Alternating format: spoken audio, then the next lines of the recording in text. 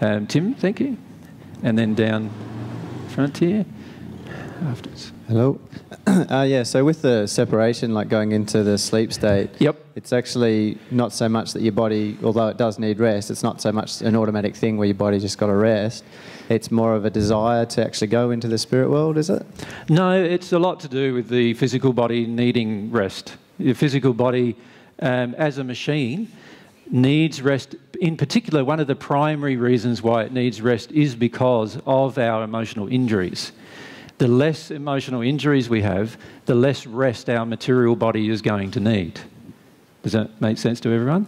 Because the more you have emotional injuries, the more turmoil is going on in your body. Your body's systems are under complete stress emotionally, and they're also physically under stress. And the only time they get a relief from that stress is when you go to sleep.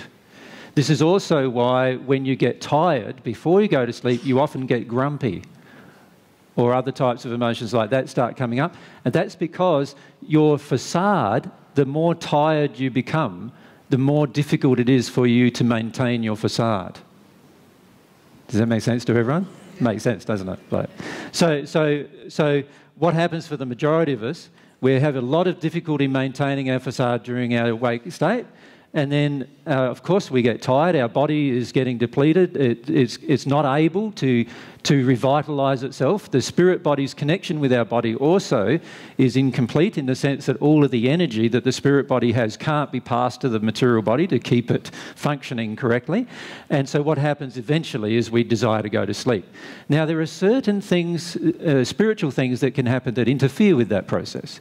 So one of those things, which is called nowadays called Manic Depression, but it's actually a spirit overcloaking, that can interfere with the process. In other words, a spirit can connect to your body through the silver cord, through the unhealed emotions of your soul. They can connect to your physical body and give your body energy, and therefore keep your body awake for longer periods of time.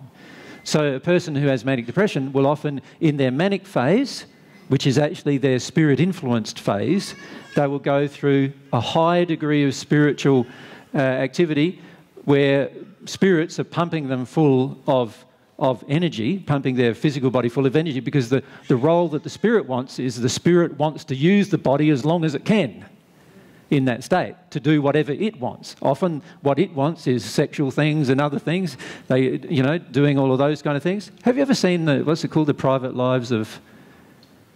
There's a TV show called The Private Life of... United States of Tara, that's what it's called, yeah. It gives you a very good illustration of what happens with that sort of manic phase. And a person in that spirit-influenced phase will actually go into this place where they need very little sleep. And the reason why they need very little sleep is because the spirits are pumping them with the energy that they need to stay awake. However, there's a toll on the body. And so after a while, the spirits can no longer maintain the connection with the body doing this.